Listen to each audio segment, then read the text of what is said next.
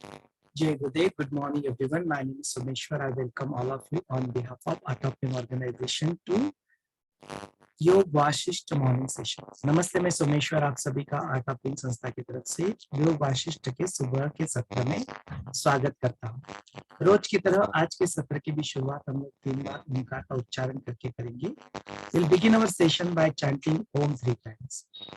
Let's all close our eyes. आंखें बंद कर लें।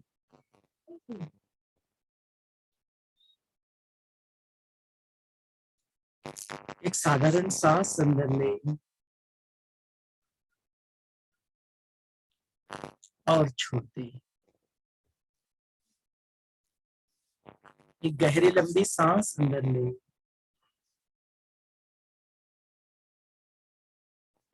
पूरी तरह से छोड़ दें, खाली हो जाए।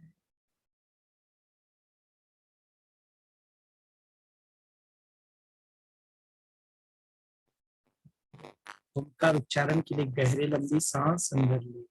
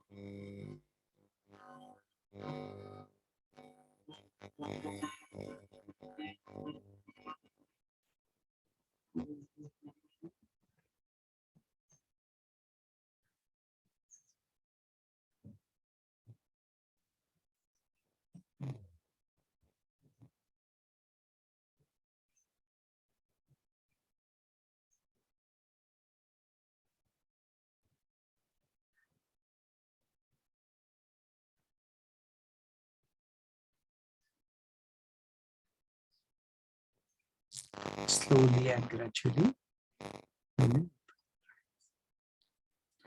धीरे धीरे अपनी प्यारी सी आंखें खोल सकते।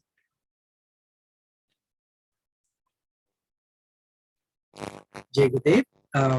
Welcome again. अपने सारे जूम के पार्टिसिपेंट, अपने सारे फेसबुक के व्यूअर्स और अपने सारे यूट्यूब के व्यूअर्स, इन सभी का भी आज के इस सत्र में स्वागत है। आज हम लोग अपने नए प्रकरण की शुरुआत करने जा रहे हैं। Today we'll begin with a new chapter that is called as Mumuksha Vyavahar Prakaran. No? So first chapter we saw is Dispassion of Lord Rama. थोडासा प्रॉब्लेम आहे का? कदाचित नेट मध्ये प्रॉब्लेम असेल, सेटल होईल. अजूनही प्रॉब्लेम आहे?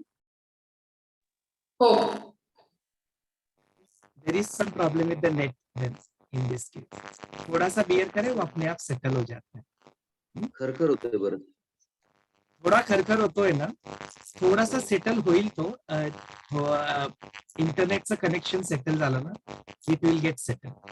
Let's wait for some time. If not then I will change the internet connection. So, यहाँ पे हम लोगों ने देखा कि किस तरह से प्रभु रामचंद्र जी अपने वैराग्य को यहाँ पे बयान करते हैं।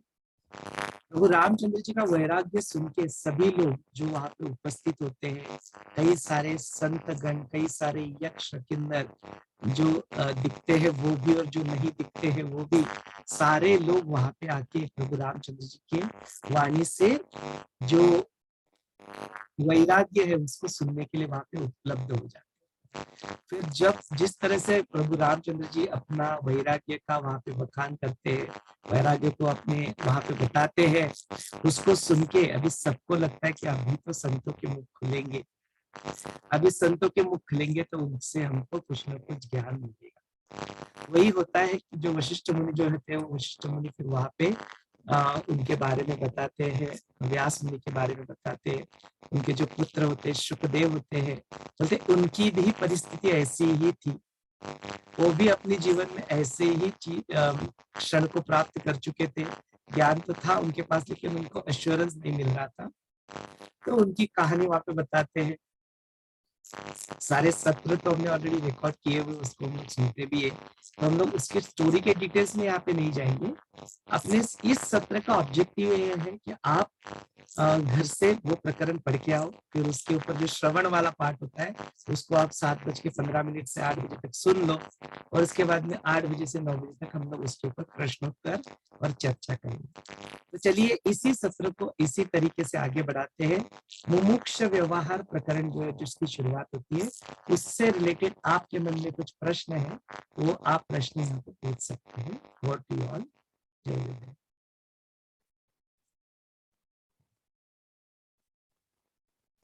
यहाँ पे जय गुरुदेव।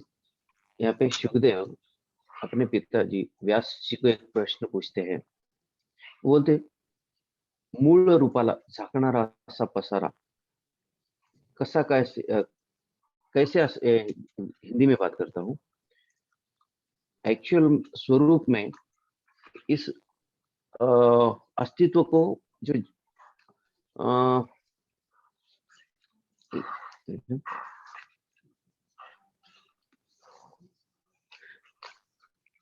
इस सृष्टि को भ्रम में डालने वाला इस स्वरूप को कैसे पहचाना जाए, इसका मूल अस्तित्व कैसे ढूंढा जाए, और यही है देह, मन और इंद्रिय, इनके द्वारा जो देखता है वो किस प्रकार पे अवलंबन होता है। हाँ, तो थोड़ा इसका बैकग्राउंड समझ लेते हैं कि किसके बारे में यहाँ पे बात हो रही है। तो यहाँ पे जो अपने व्यास मुनि रहते हैं, व्यास मुनि भी वन ऑफ द चिरंजीवी में से, उनके जो पुत्र रहते हैं वो शुकदेव, वो भी बड़े ज्ञानी रहते हैं, लेकिन उनको ना अपने ज्ञान के ऊपर भरोसा नहीं रहता है। जैसे हम लोग कहते हैं ना, संशय, जो पतंजलि योग सूत्र में अपनी जो बाधाएं जो बताई गई है, तो बाधा बताते समय अपने वन ऑफ द जो बाधा है ना, जो उसको बार क्या क्या कहा है कि वो संशय जो होता है, अपने मन में उस व्यक्ति, वस्तु, परिस्थिति, टेक्निक के बारे में अपने मन में संशय उत्पन्न हो जाता है। तो शुक्देव की भी यही स्थिति रहती है। वो उनको अपने ही ज्ञान के ऊपर, उनको आत्मज्ञान प्राप्त होता है एक्चुअली, उनको पता होता है कि क्या है, लेकिन ही डजंट बिलीव। बोलते इतना आसान है क्या, ये सब कुछ है क्या, ऐसा है क्या? तो इसके लिए वो करते हैं कि अपने को मानते नहीं है। फिर बोलते मान नहीं रहे हो, ठीक है, तो फिर वो अपने अश्योरेंस के लिए अपने पापा के पास जाते हैं। तो पापा उनको बताते कि देखो ऐसा ऐसा ऐसा ऐसा ज्ञान।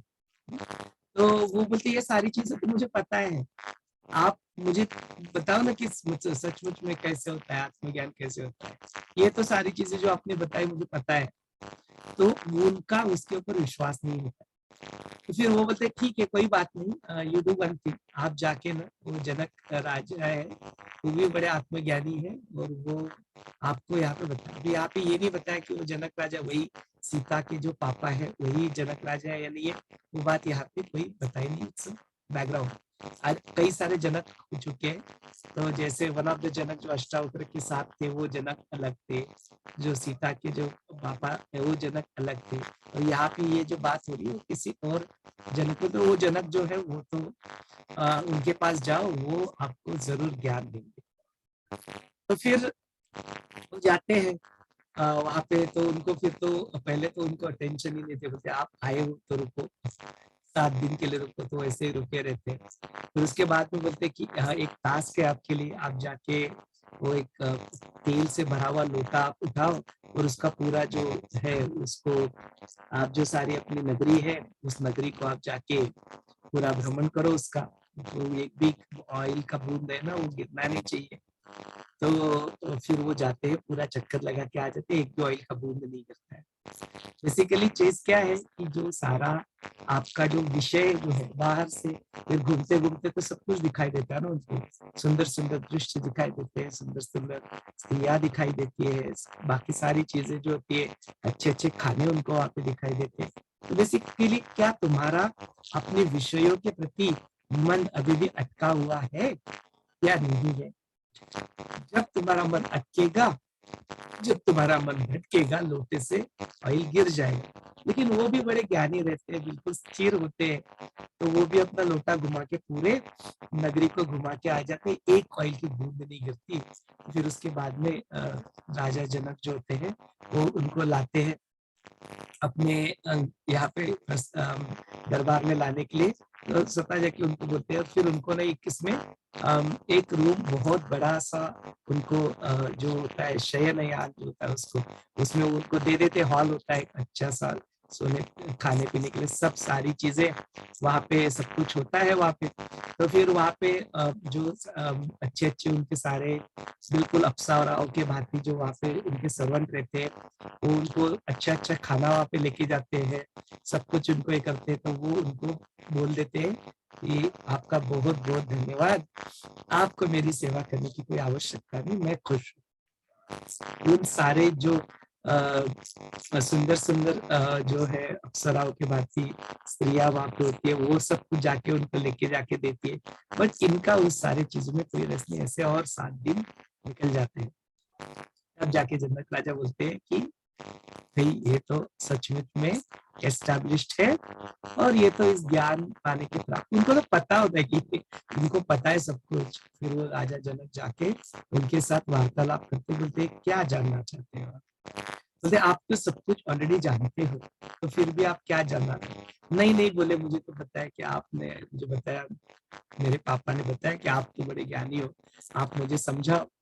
तो फिर वो राजा जनक भी उनको वही चीज बताते हैं कि भाई देखो ऐसा है, इस तरह से है, ये सब कुछ है। तो सुखदेव बोलते हैं हाँ ये तो बात मुझे पता है। तो फिर बोलते ये बात आपको पता है, किसी पता होने से कुछ नहीं होता है, जाके अपने जीवन का इसको हिस्सा बनाओ। फिर वैसे कहते हैं कि सुखदेव जाते हैं, फिर इसको इम्प्लीमेंट करते हैं, निधिध्यास करते हैं और जाके अपने जीवन का हिस्सा बनाते हैं। फिर वो भी मुक्त हो जाते, विदेह मुक्ति को प्राप्त होके उनके ये सारे प्रश्न रहते हैं। जो वन ऑफ द प्रश्न जो संजय जी ने यहाँ पे उठाया, वैसे ही प्रश्न जो प्रभु रामचंद्र जी के जैसे प्रश्न रहते हैं, वैसे ही प्रश्न यहाँ पे शुकदेव उठाते हैं। इसके उत्तर अभी हम लोग इमीडिएटली देखेंगे नहीं, वो जैसे प्रभु रामचंद्र जी को पूरे योग सिस्टम में सारे अपने प्रश्नों के धीरे धीरे धीरे उत्तर उठाएंगे। तो बोलते वैसे ही फिर वो विश्वामित्र जो रहते हैं वो वही कहते हैं, जो शुकदेव की जो मन की अवस्था थी, जानते तो सब कुछ थे, लेकिन उसके बावजूद भी उसको अभी तक उन्होंने रिकॉग्नाइज नहीं किया था अपने जीवन में। बोलते हे रामा, मुझे तुम्हारा वैराग्य सुन के मुझे भी यही लग रहा है कि तुम्हारी भी स्थिति वो शुकदेव के भांति यहाँ पे हो चुकी है, और ऐसी स्थिति से तुम्हें ऐसी स्थिति से बाहर निकालने के लिए मैं यहाँ पे जो अपने ब्रह्म ज्ञानी है, आत्मज्ञानी है, वो वशिष्ठ मुनि जो है, मैं उनसे प्रार्थना करता हूँ कि कृपा करके आप इन्हें वह मार्गदर्शन दे, वो जो नॉलेज है वो नॉलेज। तो फिर प्रभु रामचंद्र जी भी वशिष्ठ मुनि की तरफ मुड़ जाते हैं और पूछते हैं कि हे वशिष्ठ मुनि, कृपा करके, जिस तरह से विश्वामित्र ने भी यहाँ पे प्रार्थना की, कृपया करके मुझे यह सारा ज्ञान यहाँ पे दे। और उसके बाद में जो वशिष्ठ मुनि और जो प्रभु रामचंद्र जी के बीच में जो संवाद होता है, वो संवाद ही अपना योग वशिष्ठ कहलाता है। तो जो प्रश्न जो शुकदेव को जो संजय जी ने पूछा कि ये सृष्टि है, सृष्टि का सारा जो ये पसारा जो फैला हुआ है, इस पसारे को, इस जगत को छोड़ के मैं अपने आप में कैसे स्थित हूँ, इसका मुझे कोई उपाय बताए। वो उपाय का उत्तर तो हम लोग आज नहीं देखते हैं। लेट अस प्रोसीड कि और क्या क्या यहाँ पे और क्या क्या बताया। चलिए सत्य को आगे बढ़ाते हैं, और कुछ प्रश्न है तो पूछिए।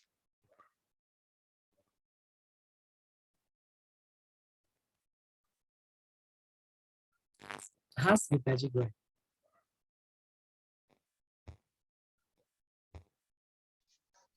जय गुरुदेव. जय.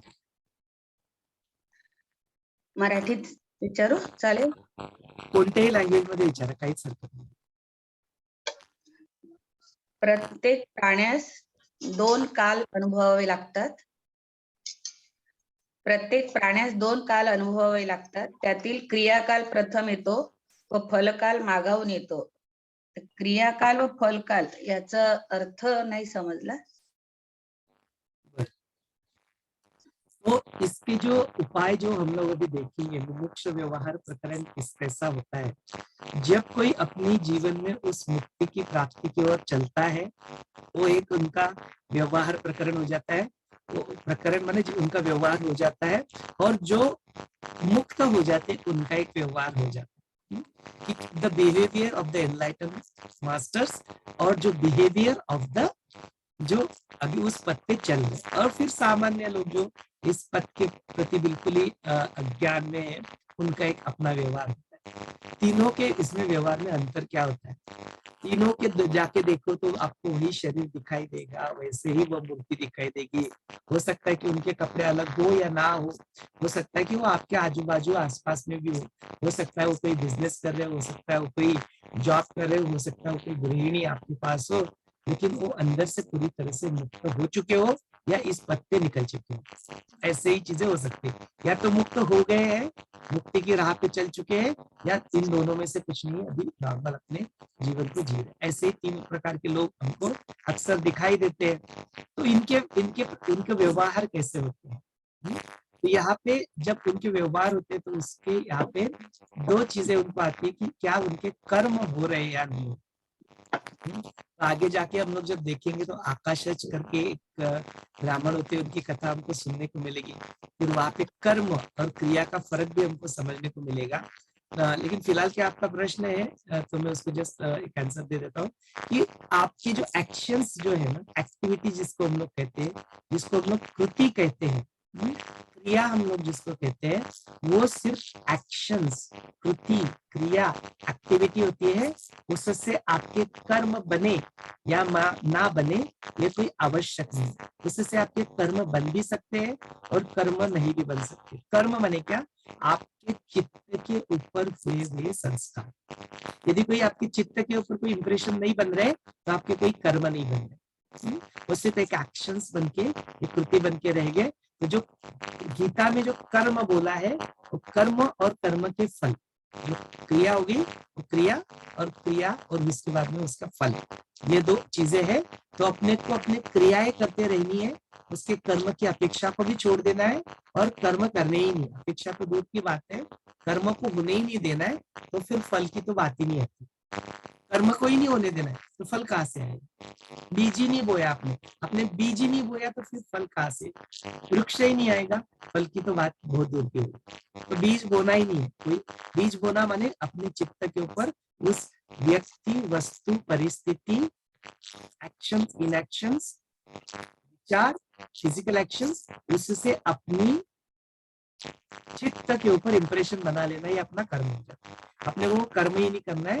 कर्म ही नहीं करोगे तो फिर फल तो दूर की बात है। बीज ही नहीं बोना, वो बीज बोना बोलते उसको, तो बीज बोना ही नहीं है, तो इंप्रेशन ही नहीं बना।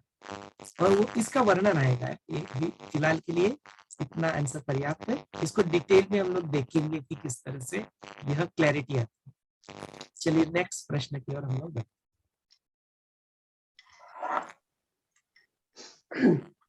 हमें इंद्रिय सुख तब तक अच्छी लगती है जब तक उसका तब तक प्रिय लगता है जब तक वो अपरिहार्य बिना से हम बेखबर होते हैं, है ना। इंद्रिय सुख की जो अपरिहार्य जो विनाश है उससे हम लोग बेखबर रहता है, तब तक हमें वो अच्छी लगती है। तो संसार का दृष्टिकोण मुझे ऐसे कैसा होना चाहिए जैसे इंद्रिय सुख से हम हट जाए, हम अपने आत्मा में निवेश कर सकते हैं। हाँ, तो यहाँ पे यही बात आती है कि बड़ा सुंदर प्रश्न यहाँ पे रमा जी ने पूछा कि जो अपने को तो पता है कि अपने को अपने इंद्रियों को जीतना है, अपने विषयों से हमें अंतर्मुखी होना है, बहिर्मुखी छोड़ के अंतर्मुखी होना है। तो इसके लिए हमें क्या क्या करना पड़ेगा, ऐसे जो होता है उसके लिए क्या क्या प्रयत्न करने पड़ते हैं, कौन सा हमको जीवन में व्यवहार करना पड़ता है, वही चीज तो हमें मोक्ष व्यवहार प्रकरण में देखने को मिलता है। सबसे पहले यहाँ पे मुमुक्षु का अर्थ समझ लेते हैं। मुमुक्ष कौन है, मुमुक्षत्व किसे कहा जाता है? तो बोलते जैसे ही आपकी जीवन में यह प्रश्न उत्पन्न हो जाता है कि मैं कौन हूँ, मेरी जीवन का उद्देश्य क्या है, क्या मैं यही सब कुछ जो अपने जीवन में अभी जो कर रहा हूँ यही सब कुछ करने के लिए आया हूँ, या इसके अलावा, इसके परे, इसको छोड़ के और भी कुछ मेरे जीवन का उद्देश्य है क्या? ऐसे जो अपने अंदर प्रश्न उठने शुरू हो जाते हैं, इस प्रकार का विचार आपके जीवन में आ जाता है और उसको प्राप्त करने का जो एक जिज्ञासापन आपके जीवन में आ जाता है, आपका जो दिशा, उस दिशा में आप चल पड़ते हो, उसको मुमुक्षत्व कहते हैं। मोक्ष प्राप्त करने की इच्छा। कामना, इच्छा अपने जीवन में आ जाना, उसको मुमुक्षत्व कहते हैं। आप मुमुक्षु बन गए हो, माने मोक्ष प्राप्त करने की आपके मन में जिज्ञासा उत्पन्न हो गई है। मोक्ष कैसे प्राप्त करे, तो उसको जानने की आपके मन में जिज्ञासा उत्पन्न, और फिर आपके व्यवहार भी वैसे धीरे धीरे धीरे धीरे होने बदल लगते हैं। जाता है। तो वो बदल जाती है, ट्रांसफॉर्मेशन आ जाता है, उसको बोलते हैं मुमुक्षत्व। और ऐसे जो मुमुक्ष होते हैं, वो मुमुक्ष क्या करते हैं तो फिर वही करते हैं, वो ढूंढते हैं इधर उधर, वो जैसे छटपटाते हैं ना, पानी में कोई किसी ने आपको ढकेल दिया, आपको तैरना नहीं आता, तो फिर आप कैसे अपने जीवन में कैसे बचने का प्रयत्न करोगे ना, तो वो भी ऐसे ही उनका ये हो जाता है, वो भी इधर उधर आंसर ढूंढते हैं। फिर वो कोई किताब उठाते हैं, शास्त्र के किताब उठाने लगते हैं, उसको पढ़ने लगते हैं, फिर उसके बाद में किसी मेंटर को ढूंढते हैं जो उनको गाइड करे, फिर कोई सदगुरु को अपने जीवन में उनको तलाश करते हैं, वो कि कोई ऐसा मेंटर, कोई ऐसे सदगुरु, कोई ऐसे गुरु मेरे जीवन में आ जाए जो मुझे इस बात पे आगे बढ़ाए, जो सारी चीजें यहाँ पे लिखी गई है उसका मुझे अर्थ समझाए। यह उनका प्रक्रिया अपने जीवन में शुरू हो जाता है, वो उस पथ के ऊपर अग्रसर हो जाते हैं, वही उनका मुमुक्ष व्यवहार होता है। तो मुमुक्षु का व्यवहार इस तरह से होता वही तो ज्ञान, सद्ज्ञान। है, उसकी तरफ उनकी भागदौड़ चलना शुरू हो जाता है। यस। चलिए सत्र को आगे बढ़ाते हैं, और कोई प्रश्न है तो और कोई अलग से प्रश्न पूछ सकते अभी यहाँ पे पूछा गया, बोला गया है हैं। आत्मज्ञान करना पॉसिबल है, लेकिन विषय वासना पे नियंत्रण करना मुश्किल है। इसमें क्या फर्क क्या है एक्चुअली? इसमें वही फर्क है जो फर्क हम लोग कुछ चीजें सुन लिए, सुन लिए, अभी एक छोटा सा बच्चा है, उसको जाके बताओ तुम आत्मा हो, 10 दिन के बाद देखो वो भी बोलेगा हु आर यू, बोलेगा ए मैं आत्मा हूँ, बोलेगा ना, कोई भी बोले, बच्चा भी बोलेगा। यही फर्क है, मैं आत्मा हूँ यह बुद्धि से सुन लेना, मैं आत्मा हूँ कोई बोलेगा कि तुम कौन हो, इसको जवाब दे देना, यह बात हो गई आत्मज्ञान। अभी वो आत्मज्ञान जान लिया बुद्धि के लेवल, एक स्तर के लेवल पे जान लिया, लेकिन क्या आपको अनुभव हो रहा है? एक वक्त में बोला मैं ही आत्मा हूँ, मैं ही एक ही चैतन्य हूँ, दूसरे ही वक्त किसी ने आके आपको थोड़ा सा दो चार बुरे बोल क्या लगा दिए, आपने उसको बोल को पकड़ लिए। एक वक्त में बोला कि मैं आत्मा हूँ, मैं तो चैतन्य हूँ, दूसरे वक्त पे दिया बिल्कुल तो द्वैत व्यवहार आ गया।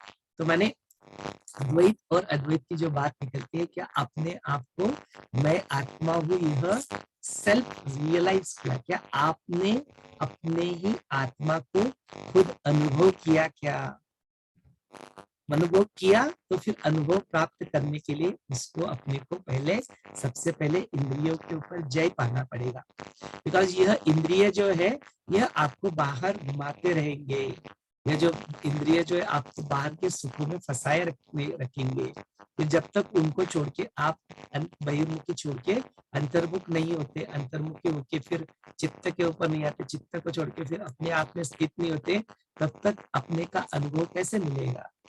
नहीं मिलेगा। तो बोलते इसलिए पहले यदि आपको अपने आप का अनुभव लेना है तो सबसे पहले आपको अपने इंद्रियों के ऊपर विजय प्राप्त करना पड़ेगा, और इंद्रियों के ऊपर विजय प्राप्त करना माने शास्त्र पढ़ के या योग वशिष्ठ पढ़ के या यहाँ पे आके सत्र सुन के कि मुझे अपनी इंद्रियों के ऊपर इंद्रजित बनना है, ये सुनने से आपको पता लग जाएगा कि आपको करना क्या है। लेकिन कौन करेगा वो? कोई सोमेश्वर आके नहीं करेगा, ना कोई गुरुदेव आपके बिहाफ पे करेंगे, किसको करना पड़ेगा? और रमा जी को, संजय जी को, सोमेश्वर को, स्मिता जी को, संगीता जी को खुद को करना पड़ेगा, कोई और अपने बिहाफ पे नहीं करेगा, है ना? तो वो चीज है। तो वही फर्क है दोनों में कि जो पहला जो चीज संजय जी ने पूछा उसमें, और जो आत्मज्ञान सचमुच में जो आत्मज्ञान है उसमें अंतर क्या है। तो आत्म का ज्ञान बुद्धि के लेवल पे होना, वो एक हो जाता है बुद्धि के स्तर पे। आपने कुछ तो पढ़ लिया, जान लिया, एग्जाम देने बैठोगे तो शायद 100 में से 100 नंबर भी आपके आ जाएंगे, लेकिन उसकी कोई गारंटी नहीं है कि सचमुच में आपने आत्मज्ञान प्राप्त कर लिया, सेल्फ रियलाइजेशन वो इससे आएगा। दैट इज वेयर बोलते हैं ना कि साधना, सेवा, सत्संग, जो अपना वाचन, श्रवण, मनन, चिंतन, मंथन और निधिध्यास, ये आपके निधिध्यास की बात है। और जिस दिन आपको सेल्फ रियलाइजेशन हो जाएगा, आपको भी पता लग जाएगा, दुनिया को पता लग जाएगा कि हो गया, कुछ तो हुआ। भैया जब आत्माज्ञान अनुभव होता है वो क्या व्यक्त कर पाता है? व्यक्त तो नहीं कर पाते। आत्मज्ञान को व्यक्त कर पाना पूर्ण तरह से संभव नहीं है। पार्शियली आप इसको व्यक्त, कैसे कोई किसी को पूछे कि भाई आप मुझसे कितना प्रेम करते हैं, तो हम लोग अपने प्रेम को व्यक्त करते तो है, थोड़ा बहुत करते ही है। वात्सल्य के रूप में माँ अपने बच्चे को प्रेम व्यक्त करती है, जो अपनी सिस्टर रहती है वो राखी बंधन करके अपने जो भावबीज के दिन उनको उनकी आरती उतार के उनको व्यक्त करती है। तो व्यक्त तो करते हैं, बॉयफ्रेंड गर्लफ्रेंड है, हस्बैंड वाइफ है, प्रेम तो व्यक्त करते हैं। लेकिन कोई बोले कि कितना करते, तो क्या होता है, इतना प्रेम करते, कितना अभी बता नहीं पा रहे ना, करेंगे क्या बेचारे, बोलते इतना प्रेम करते, तो हाथ ऐसे रुक जाते, इतना प्रेम खुला छोड़ दिया, इधर ना एंड नहीं उधर एंड नहीं, इतना प्रेम करते। बोलते प्रेम की ही ऐसी चीज है कि जिसको हम लोग पूरी तरह से व्यक्त नहीं कर पाते, इसके कई गुना ज्यादा, multiple time, n number of times, infinite number of times वो होती है भक्ति। उस भक्ति को कैसे व्यक्त करें? और जो भक्ति को व्यक्त नहीं हो सकता, तो जो अपना सेल्फ है, जो चैतन्य, जो सर्वव्यापी है, सर्व सृष्टि का जो आदि अनादि, जो वही करतार धरता है, सबके अंदर जो स्थित है, उसका वर्णन करने जाओ तो पता ही नहीं है वर्णन कैसे करेंगे। जिसको देखा नहीं, जिसको आपने जाना नहीं पूरी तरह से, उसको शब्दों में वर्णन करेंगे तो कैसे संभव होगा। इसलिए बोलते हैं वो शब्दातीत, शब्दों के परे है। आपके पंचेंद्रिय जो है पंचेंद्रियों की परे है। आपके जो चित्त है, जो अतिवाहिक शरीर भी है, उसके भी उसकी कैपेसिटी के परे है। बिकॉज अपने पंचेंद्रियों की जानने की क्षमता लिमिटेड है। तो कैसे जानोगे? जान नहीं सकते, कैसे बोलोगे उसके बाद? बोल नहीं सकते। तो इसलिए कहते हैं कि जो इसके बारे में बोल रहे हैं भाग जाओ। बताएगा कोई उत्तर कि आप कौन हो, उसका बता तो भाग जाओ, क्योंकि जो जानता है वो बताएगा नहीं, वो जो जानता है वही बताएगा कि भाई मैं नहीं जानता, भले वो एनलाइटन मास्टर क्यों ना हो। तो गुरुदेव कभी नहीं आपको बताते आप कौन हो उसको उत्तर। तो जो आता है वो जब ध्यान होता है, उसके अंदर से वो अपने आप जो निकलता है कि आप ही प्रेम हो, आप ही शांति हो, आप ही उस अनंत का स्वरूप हो, आप ही आनंद हो।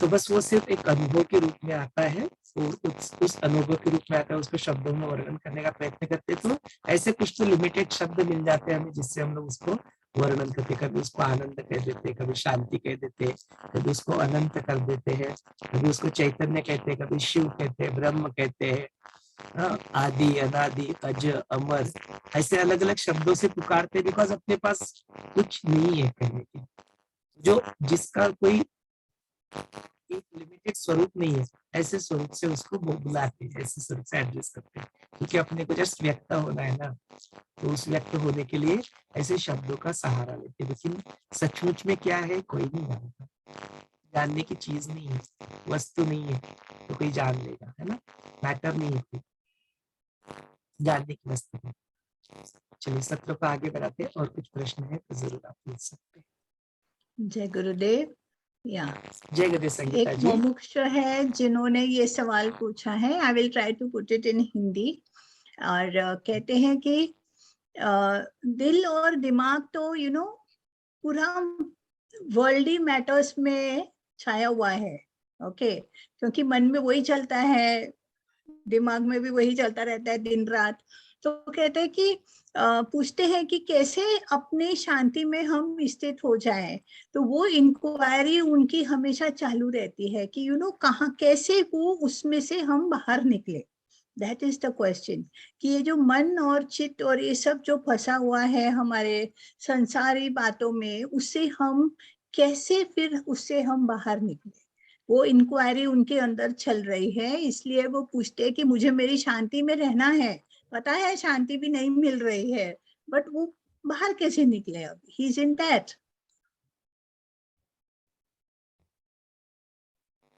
बिल्कुल सुंदर प्रश्न है। यही प्रश्न प्रभु रामचंद्र जी को वैराग्य प्रकरण में कई बार आया, उन्होंने अपने वैराग्य प्रकरण में इसी प्रश्न को दोहराया। तो इसको थोड़ा आगे बढ़ाते हैं, है ना, मुमुक्ष व्यवहार को थोड़ा हम लोग इसको आगे बढ़ाते हैं। तो यहाँ पे मुमुक्ष व्यवहार जब किसी का होता है तो यहाँ पे कई सारी चीजें आती है। तो उसमें सबसे पहले चीज आती है कि आपको अपने जीवन में ऐसे मुमुक्ष व्यवहार करना है तो आपको क्या क्या क्या क्या चीजें करनी है। And do not be in a hurry. इसका उत्तर ढूंढने का ऐसे जल्दी जल्दी प्रयत्न ना करें एग्जाम की तरफ की, चलो कोई पढ़ लिया, इसका उत्तर देख लिया, पढ़ लिया और वो अपने को समझ में आएगा। बिल्कुल don't be in Hari, give yourself a time. जो हम लोग इसके यदि जो पिछला जो अनुभव है, जिस तरह से हमने लोगों में परिवर्तन होते हुए दिखा है, एक कम से कम एक 3 महीने से लेकर 6 महीने का समय अपने आप को दे। वो 6 महीने में पूरा आपको करना क्या है, उसका पूरा रूपरेखा पूरा तो आएगा, बट एक जिसमें आपको मैं बता देता हूँ यह जो सारी चीजें रोजमर्रा की जिंदगी में जीते जीते भी आप कैसे अपने आप को मुक्ति की ओर लेके जा सकते हो, उसे योग वशिष्ठ का पर्सपेक्टिव क्या है वो देखते हैं। तो बोलते यहाँ पे ऐसे प्रश्न जब मन में आते हैं तो और भी चीजें कुछ इसके साथ अटैच हो जाती है, और वो सारी चीजों में एक चीज आती है कि जो भाई लोग पर्टिकुलर प्रकार का व्यवहार करते हैं, और ऐसा व्यवहार करते हुए उनको कोई बताता भी है, फिर उनको वो इफेक्ट क्यों नहीं दिखाई देता, वो समझते क्यों नहीं है बात को, उसको जानते फिर करते क्यों नहीं इसको। तो उसका जो एक बेसिकली ये होता है कि आपके जो पूर्व जो सुकृत है, जिसको हम लोग पूर्व संस्कार कहते हैं, ये नेक्स्ट चैप्टर जो अपना दैव और जो अपना लक जिसको बोलते हैं, और अपना जो सेल्फ एफर्ट बोलते हैं, उसके अंदर दैव होता है या नहीं होता है, तो जो सेकंड चैप्टर में आपने पढ़ा होगा, मैंने बोला करता है, तो उससे रिलेटेड भी ये बात आ जाती है। तो देख क्यों कोई फंसा रहता है ऐसी सारी इसमें, क्यों फंसा रहता है, क्यों वो उसमें से बाहर नहीं निकलता। तो हम लोग काशी भैया तो कल सुन रहे थे, तो वो वही हो जाता है। तो कोई एक जो दो लोग रहते, एक सांप रहता है और एक शिष्य रहता है, उस सांप शिष्य को काटता है, शिष्य सांप को काटता रहता है, और लास्ट इंप्रेशन होने की वजह से वो ऐसे कई जन्मों से वो अल्टरनेट वन बाय वन उसको जन्म लेते रहते हैं। तो ऐसे क्यों होता है, और फिर उससे बाहर निकले कैसे, बोलते उस वक्त आपको अपने जीवन में गुरु की आवश्यकता होती है। वो सदगुरु अपने जीवन में वहां पे मिल जाए जो इस पथ के ऊपर आपको लगाए। तो सबसे पहला चीज आपके जीवन में यदि कुछ करना है, इस संसार के जो जन्म और मृत्यु का चक्कर जो चल रहा है, इसके दुखों से, इसके चक्कर से आपको निकलना है, तो सबसे पहला काम आपको करना पड़ेगा कि you get in touch with some mentor, some guru अपनी लाइफ में। तो हमारे लिए तो जो हमारा अनुभव वो हम आपके साथ शेयर करते हैं कि आर्ट ऑफ लिविंग के कोर्सेस है, हैप्पीनेस प्रोग्राम है, या वेलनेस प्रोग्राम है, या सहज समाधि है, श्री योगा है, जो भी एंट्री लेवल कोर्स है, सबसे पहले तो वो आप कर लें। यदि आपने नहीं किया है तो सबसे पहले ये स्टेप रहेगी। आप पहले कोर्स कर लो, उसमें फिर आपको कुछ टेक्निक्स मिल जाएंगे। क्या क्या सीखने को मिलेगा आपको योगा कैसे करना है सीखने को मिलेगा, योगा का सही मीनिंग आपको जानने को मिलेगा। उसके बाद में कुछ प्राणायाम के टेक्निक्स आपको मिल जाएंगे। उसके बाद कुछ ज्ञान के जो प्रैक्टिकल विजडम जो होता है अपने जीवन में किस तरह से आप इम्प्लीमेंट करना है वो आपको मिल जाएगा। हाँ? तो आपको एक जरिया मिल जाएगा जो अपने जीवन में आप प्रैक्टिस कर सकते हो। तो उसको गुरुदेव कहते हैं कि आपको साधना, सेवा और सत्संग ये आएगा, सत्संग भी आएगा आगे। तो सत्संग क्या होता है डिटेल में बात पे देखेंगे। ये तीनों चीजों आपको अपने जीवन में मिल जाएगी। देन इसके साथ साथ इसका प्रैक्टिस तो आप शुरू कर दो सबसे पहले। देन फिर जैसे जैसे वक्त आएगा you go to the next level of courses. ये प्रक्रिया है, 3 महीने से लेकर 6 महीने की प्रक्रिया है। आप अपना प्रैक्टिस हो जाएगा तो फिर आप एक एडवांस कोर्स कर लो। फिर जीवन में फिर वो अपहोल्ड करने के लिए अपनी प्राण शक्ति होती है। उस प्राण शक्ति जब लो हो जाती है तो ज्ञान टिकता नहीं है। सुन भी लिया, जैसे संजय जी का जो पहला प्रश्न था, आत्मज्ञान और जो आत्मज्ञानी, सचमुच का आत्मज्ञानी और जो बुद्धि के लेवल पे सुना हुआ आत्मज्ञानी, उन दोनों में अंतर क्या होता है? उन दोनों में अंतर ही होता है कि इसकी प्राण शक्ति सदा ऊपर रहती है, इसकी प्राण शक्ति अभी नहीं ऊपर है, तो ज्ञान टिकता नहीं है। इसलिए बोलते हैं ना कि यार आपने आटा का कोर्स करने पर आपको गुस्सा क्यों आ रहा है? आप तो आटा के टीचर हो, फिर ऐसे क्यों बिहेव कर रहे हैं? क्यों बिहेव कर रहे हैं? बिकॉज वो अपना साधना कर नहीं रहे, उनकी प्राण शक्ति लो होगी। प्राण शक्ति लो गई हो तो आटा के टीचर हो या ना हो उससे कोई फर्क नहीं पड़ेगा। एडवांस टीचर क्यों ना, हमने देखा हुआ है कई सारे बड़े बड़े एडवांस कोर्स के टीचर बड़े बड़े ब्रह्मचारियों को भी अपना आपा होते हुए हमने खुद देखा हुआ है। तो ये हो जाता है क्यों? प्राण शक्ति कम है, बस उससे ज्यादा कुछ नहीं। लेबलिंग करने की आवश्यकता नहीं, उनको बुरा लेबल मत कर दो तुम, वो it is just a momentarily. उस दिन उस वक्त उनकी प्राण शक्ति कम पड़ गई तो वो ऐसे रिएक्ट करते, दैट्स इट, उससे ज्यादा और कुछ नहीं। हमने उनमें भी और ऐसे ही चीज है, हम लोग भी ऐसे ही, जिस वक्त प्राण शक्ति कम हो जाती है हम लोग रिएक्ट कर देते हैं। उपाय क्या है? जाके फिर एडवांस कोर्स कर लो। एडवांस कोर्स में आपको क्या सीखने को मिलेगा? आपको अपनी प्राण शक्ति को जो ऊपर बनाए रखने के लिए जो पिलर्स जो होते हैं ना, ज्ञान के पिलर्स, वो ज्ञान के पिलर्स आपको मिल जाएंगे। तो go and experience the advance course. उसके बाद में से कुछ एडवांस कोर्सेज हो जाएंगे तो you can go and experience the, सही है। फिर बाकी के कोर्सेज भी होते हैं, जैसे सहज समाधि कोर्स है, उसके साथ में जो होते हैं वेलनेस प्रोग्राम है, ये सारे कोर्सेज करके इसको अपने जीवन का हिस्सा बनाना। ये सबसे पहली आपके लिए स्टेप, एक 6 महीने का प्रोग्राम जो है उसको है। फिर उसके अलाउंग विद आप योग वशिष्ठ के सत्र को ज्वाइन करिए। आप सबने ऑलरेडी वहाँ पे ज्वाइन कर लिया, कोई वीडियो बाद में भी सुनेगा तो उनके लिए भी ये हेल्प होगा। You get in touch with the योग वशिष्ठ, इसका एक किताब खरीद लो। जैसे हमने सारे किताब आपको उपलब्ध कर दिए, buy a book start reading, वो हो गया आपका वाचन। फिर क्या करो, वो पढ़ते समय ना कई सारे कॉन्सेप्ट समझ में ही नहीं आएंगे, तो वो क्या करो, उसके ऊपर जो मेंटर जो अपने होते जो तो उनके जो डिस्कोर्सेस होते हैं, तो अपने यतीन जोशी भी है, वो भी उनका भी इनका बड़ा इसमें अभ्यास है। फिर नकुल धवन है, उसके बाद में स्वामी ओंकारानंद जी है, भानु दीदी भी खुद इसके पढ़े हुए, कई सारे लोग जो है कई वो इसके ऊपर डिस्कोर्सेस देते हैं। कोई भी जो आपको लगता है जिनका आपको सुनने के लिए प्रिय लगता है, भाषण जो बोलने की शैली है आपको पसंद आती है, किसी को भी सुन श्रवण कर लो। और श्रवण होने के बाद क्या होगा, कई सारे जो अपने प्रश्न होते हैं वो क्लेरिफाई हो जाएंगे। फिर उसके बाद में क्या करोगे, चिंतन और मंथन, जो हम लोग यहाँ पे भी कर रहे हैं। आके प्रश्न पूछो, फिर क्या हो जाता है, मैंने पढ़ा, मैंने सुना, मेरे मन में उसके प्रति क्या हो गया, कॉन्सेप्ट फॉर्म हो गया। बट वो कॉन्सेप्ट जो फॉर्म हो गया वो सही है गलत है, वैलिडेट कैसे करेंगे उसको? तो इसलिए बोलते हैं उसके ऊपर चर्चा कर लो, उसके ऊपर मंथन कर लो। मंथन कर लो, उसके बाद में क्या आ जाएगा, कॉन्सेप्ट क्लियर हो जाएगा। माने भाई this is what is been said here, this is what I understood, it is been validated now. अभी मुझे सचमुच में बुद्धि के स्तर पे क्या है वो मुझे पता चल गया, अभी मुझे उसको अपने जीवन का हिस्सा बनाना, वो हो गया निधिध्यासन। तो ये एक मस्त सुंदर ऐसी प्रक्रिया है।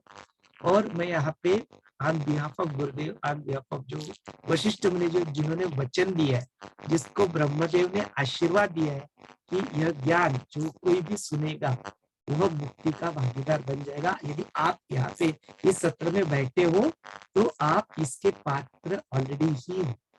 बिल्कुल ये बात को समझ में आती है तो ठीक है, नहीं समझ में आती है तो श्रद्धा रख के इसको मान। कि आप मुक्ति के भागीदार ऑलरेडी बन चुके हो। यह पाथ आपको मुक्ति की ओर अग्रसर हो जाएगा, मोक्ष की ओर अपने को अग्रसर जरूर करेगा। वशिष्ठ मुनि का भी वचन है, ब्रह्मदेव का भी आशीर्वाद है और अपने गुरु का भी वचन है कि आप इस पथ पे चल चुके हो जाए। बस उसके ऊपर भरोसा रखो, हैव दैट पेशेंस और इसको यही मार्ग है। और इसके साथ साथ फिर वो जो गुरु के और भी सारे कोई डिस्कोर्सेस है, भगवत गीता है, अष्टावक्र गीता है, पतंजलि योग सूत्र है, नारद भक्ति सूत्र है, शिव सूत्र है, उपनिषद है, गुरुदेव की काफी सारी कमेंट्रीज है, उनको भी आप अपने जीवन का हिस्सा। तो एक प्रक्रिया है, do not be in a हरी। एक छोटा सा कोई इंजीनियरिंग का या एमबीबीएस या कुछ डॉक्टर बनना है, उसके लिए 25 साल लगा देते हैं हम लोग उसको सीखने के लिए। 25 साल अपने जीवन, है ना, कम से कम। उसके बीच में जो पहले 6 साल छोड़ दो छोटे, अब तो वो भी नहीं रहा, 3 साल के बाद ही प्री प्राइमरी और उससे पहले डे केयर में भी शुरू हो जाता है। तो कई सारे साल हम लोग अपने जीवन को संवारने के लिए, मोक्ष की प्राप्ति के लिए 5-6 महीने तो अपने आप को दे दो। जब 5-6 महीने भी फुल्ली नहीं देने, ऐसे नहीं कि नौकरी वोकरी छोड़ के बैठना नहीं, वो नहीं, सब कुछ करते हुए अपने जीवन का जो एक सुबह के 1-2 घंटे, शाम के 1-2 घंटे इसको दे तो दो, और फिर देखो क्या परिवर्तन। फिर कुछ दिन के बाद, आज का डेट याद रख लेना, 9 जनवरी, फिर कुछ दिनों के बाद आप ही खुद ही अपने अनुभव यहाँ पे शेयर करेंगे कि आपके जीवन में यहाँ पे क्या परिवर्तन है। तो ये एक थोड़ा सा डिटेल में वर्णन हुआ, बट यही है, तो यही होता है सुनीता जी, जब कोई इस राह पे चल पड़ता है, do not be in a hurry to achieve something. बाद में ऐसा भी पता लग जाएगा कि कुछ प्राप्त करने लायक नहीं था, दुख नहीं होना चाहिए, सचमुच में कोई प्राप्त करने लायक कुछ नहीं है। जो है वो छूटेगा, बहुत कुछ चीजें छूटेंगी, बहुत सारा अज्ञान के बादल हट जाएंगे, बहुत सारा कुछ छूटेगा। जो बचेगा वो तो आज भी इस क्षण में भी आपके पास ऑलरेडी अवेलेबल है, बस हम लोग उसको पहचानते नहीं है, जानते नहीं है या अनुभव नहीं कर पा रहे है, अभी भी इसी क्षण है आपके पास। जय गुरुदेव। इससे रिलेटेड जय प्रश्न था, जय श्री जी। हाँ, ये मोक्ष के लिए हमारी चाह उठती है, उसके बारे में हम प्रयत्न करते हैं, तो उस पे दैव क्या इफेक्ट करता है, दैव क्या होता है? बहुत बड़ा सुंदर प्रश्न यहाँ पे पूछ लिया कि भाई इतना सब कुछ तो जान लिया, क्या करना है पता चल रहा है, और पता चल रहा है कि 20 साल से तो यही कर रहे हैं भैया, कुछ हासिल नहीं हो रहा है, चल क्या रहा है। तो यहाँ पे वशिष्ठ मुनि is very clear about it, कि बोलते हैं दैव नाम की कोई चीज होती नहीं, डेस्टिनी नाम की कोई चीज होती है। गुरुदेव का भी इसके ऊपर, अभी देखो, अभी आपको जैसे जैसे ये सत्र आगे बढ़ेगा, जब भी आप कुछ प्रश्न पूछोगे ना, तो उसके ऊपर हम लोग 360 डिग्री व्यू यहाँ पे डिस्कस करेंगे। एक तो व्यू होता है जो योग वशिष्ठ का व्यू होता है, वो देखेंगे, उसके बारे में गुरुदेव क्या बोलते हैं वो व्यू देखेंगे, उसके बारे में पतंजलि, नारद भक्ति सूत्र, अष्टावक्र गीता, शिव सूत्र, उसमें से कुछ व्यू पॉइंट है उस नॉलेज से रिलेटेड, उस व्यू पॉइंट को देखेंगे। बायोलॉजिकली मेडिकल साइंस के बारे में क्या कहता है वो व्यू देखेंगे, और जो अपना टेक्नोलॉजी, जो विज्ञान जो है उसके बारे में क्या कहता है वो। तो जब भी जहाँ पे भी रेफरेंस आएगा ना, वो हम लोग उसको देखेंगे। तो गुरुदेव का इसके बारे में क्या कहना है, जब भी आप कोई शास्त्र पढ़ो, जब भी आप कोई किसी 2 लोगों को सुनो, उसमें यदि आपको कॉन्फ्लिक्ट नजर आए, माने 2 डिफरेंस ऑफ ओपिनियन नजर आए, तो उस वक्त क्या करना, यू होल्ड बैक टू गुरु। आप गुरु के वचनों के ऊपर उस वक्त भरोसा रखना, उसको पकड़ के चलो। हाँ, ये मैं आपको पहले ही बता देता हूँ, हो सकता है कि आप कुछ पढ़े, आपको कुछ लगे, यहाँ पे आके मुझसे कुछ पूछे, मैं कुछ और आंसर दूं, और किसी के पास जाओ वो दूसरा कुछ और बुक पढ़ो, उसमें आपको कुछ दूसरा आंसर मिले। जब भी आपको जीवन में कंफ्यूजन लगता है, you hold on to what master said, because वो अभी अपना सौभाग्य है, सगुण रूप में अपने साथ अवेलेबल है, उन्होंने कई सारी चीजें दिए, वो क्या कहते हैं इसके बारे में। इसलिए जब भी योग वशिष्ठ का भी पर्सपेक्टिव होता है, तो जब भी पॉसिबल होता है, हम लोग गुरुदेव का पर्सपेक्टिव इसमें जरूर जोड़ देते कि गुरुदेव ने इसके बारे में क्या। तो जो प्रश्न है, जो दैव होता है या नहीं, लक होता है नहीं, उसके बारे में, और जो अपना जो कर्म होता है उसका अधिकार, उसके लिए दोनों पर्सपेक्टिव हम लोग देखते थे कि योग वशिष्ठ का पर्सपेक्टिव क्या है और गुरुदेव का पर्सपेक्टिव इसमें क्या है, दोनों को देखते हैं। तो सबसे पहले योग वशिष्ठ का पर्सपेक्टिव देखते हैं, वो समझने के लिए पहले इन दोनों टर्मिनोलॉजी को समझना आपके लिए आवश्यक हो जाता है। तो हम लोग क्या कहते हैं, अपनी जीवन में सब कुछ यदि डिसाइडेड है, प्रश्न क्या उठाते हैं लोग, सब कुछ यदि लक है, सब कुछ यदि दैव है, सब कुछ बोलते हैं ना कि ईश्वर ने तो सब कुछ डिसाइड कर लिया है, तो फिर मेरा भी कर्म कुछ है कि नहीं, फिर तो मैं सब कुछ छोड़ के बैठ जाऊँ ना, वैसे भी होने वाला है सब कुछ ना। ये काउंटर आर्ग्यूमेंट होता है, अक्सर होता है कि भाई सब कुछ तो ऑलरेडी प्री डिसाइडेड है, तो मेरे को कुछ करने की आवश्यकता क्या है। ठेविले अनंती तैसेची राहावे, चित्ती असुधावे समाधान, तो संतों ने भी बोला है। तो फिर ठेविले अनंती तैसेची राह, फिर तो हम लोग कोई प्रयत्न ही ना करें क्या, तो फिर अपने प्रयत्नों का क्या महत्व है और फिर अपने दैव का क्या काम। यहाँ पे वशिष्ठ मुनि is very very clear about it. वो क्या कहते हैं कि जो कुछ भी होता है वो सब कुछ तुम्हारे कर्म के ऊपर डिपेंड करता है, दैव नाम की कोई चीज अस्तित्व ही नहीं है। ये योग वशिष्ठ का पर्सपेक्टिव, क्यों ऐसा कह रहे हैं उसको थोड़ा समझ। यहाँ पे क्या कहते हैं, वो कौन सी चीज आपके लिए दैव बन जाती है, कहते जो आपके पुराने जो संचित कर्म है ना, यहाँ तक अभी आए हो, जो भी आपकी उम्र है, वो उम्र से लेके जन्म से लेके अब तक, और उससे पहले वाले सारे जन्म जो है, यदि आप पुनर्जन्म में विश्वास रखते हो तो जो भी जो सारा सब कुछ है, उसमें सारा जो संचित हुआ है, आपके चित्त के ऊपर जो अतिवाहिक शरीर रहता है, उसके ऊपर जो संस्कार हो चुके हैं, वो संस्कार आपको छोड़ते नहीं, वो अपना कार्य, अपना असर आपके ऊपर दिखाते हैं। तो वो सारा जो है बैगेज जो कैरी करके आप लाए हो, उसका आपके अभी के जो चीज है उसके ऊपर प्रभाव पड़ता है पूरे समय के लिए, उसी को दैव समझो। वही आपका दैव हो गया, बिकॉज वो ऐसे कर्म किए, पहले ऐसे संस्कार किए, उसकी वजह से आज जो कुछ भी भोग आप भुगत रहे हो वो उसी की वजह से। तो वो भी कोई दैव नहीं था, वो आपके पहले वाले कर्म थे। ठीक है, हो गए, जो भी था अभी हो गया ना, पास्ट है वो, अभी मेरा कोई कंट्रोल है क्या उसके ऊपर, मैं जाके बदल सकता हूँ क्या उस कर्म को, नहीं बदल सकता भाई, वो पास्ट हो गया। आई हैव नो कंट्रोल कि मैं जाके अपने दैव को बदल दूं, दैव भी छोड़ो, अपने पुराने कर्मों को, संचित कर्मों को बदल दूं। तो प्रश्न उठता है कि फिर क्या मेरे को कोई मुक्ति नहीं है, फिर मेरे को कोई गति नहीं है, जो होना हो गया। संत ज्ञानेश्वर की कथा सुनते तो उनके मम्मी पापा सन्यासी थे, उनकी गुरु ने उनको आज्ञा दे दी जाके शादी कर लो, तो वो सन्यास छोड़ के शादी कर लेते हैं अपनी गुरु की आज्ञा का पालन करने के लिए। तो फिर उनके बच्चों को कोई गति नहीं है, फिर क्या उनको शास्त्र पढ़ने का अधिकार नहीं मिलेगा क्या, क्या है, क्या गति, क्या नेक्स्ट, क्या व्हाट नेक्स्ट, जो हो गया तो सो हो गया, उसके फल तो उन्हें प्रायश्चित भी कर लिया, तो फिर वो नदी में भी अपने आप को समर्पण कर देते, उन्होंने तो कर लिया प्रायश्चित, या फिर क्या गति नहीं है, कोई मार्ग नहीं है, यह प्रश्न मन में उठता है। तो यहाँ पे वशिष्ठ मुनि लिखते हैं जरूर जरूर यहाँ पे मार्ग है, और वो मार्ग है अपना पुरुषार्थ यहाँ पे करो, पुरुषार्थ करो। तो फिर क्या होगा, जो है, जो पुराने संस्कार है, जो चल रहा था, जो आपके ऊपर है, उसमें और आपके करंट अभी जो प्राक्तन जो अभी जो इस क्षण में जो आप कर्म कर रहे हैं, एक्टिविटी जो कर रहे हैं, उसमें क्या होगा, द्वंद्व होगा। तो द्वंद्व में जो भारी पड़ेगा वो जीत जाएगा।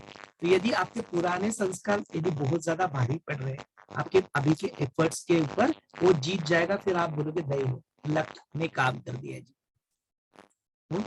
लक ने काम नहीं किया, अपने पुराने कर्म वैसे थे, उनका पगड़ा बहुत भारी था, वो उसको आप इरेज करने में सक्षम नहीं हुए, इसलिए उसका प्रभाव दिख गया। इसको थोड़ा आसान बना देते हैं समझने के लिए। बचपन में आपने जन्म लिया, जन्म लेने के बाद में कुछ दिनों के बाद आपके दांत आने शुरू हो गए, दांत आने के बाद आपके मम्मी ने या पापा ने आपको ब्रश पकड़ाया, आपको ब्रश करने को बोला, आप ब्रश करने के लिए कतई तैयार नहीं। माने आपके पुराने संस्कार क्या है, ब्रश ना करना, या आपके पुराने संस्कार है ब्रश नहीं करना, लेकिन अभी नए संस्कार डाले जा रहे हैं, आपको नए कर्म डालने जा रहे हैं, वे आपको रोज उठ के सुबह शाम सोने से पहले ब्रश करना है। बच्चे हो आप, आपके ऊपर नहीं क्या, तो आपके करंट एफर्ट क्या हो रहे हैं, एफर्ट या तो मम्मी पापा डाल रहे, या कुछ दिन के बाद आप भी डालने लगे। क्या हुआ, पुराने संस्कार क्या थे, ब्रश ना करना, अभी क्या हो गया, ब्रश करना। जैसे ही दोनों में द्वंद्व हुआ, आपके नए संस्कार जो है ब्रश करने के, वो जीत गए। तो क्या हो गया, आपके जीवन में ब्रश करना आपके जीवन का हिस्सा बन गया।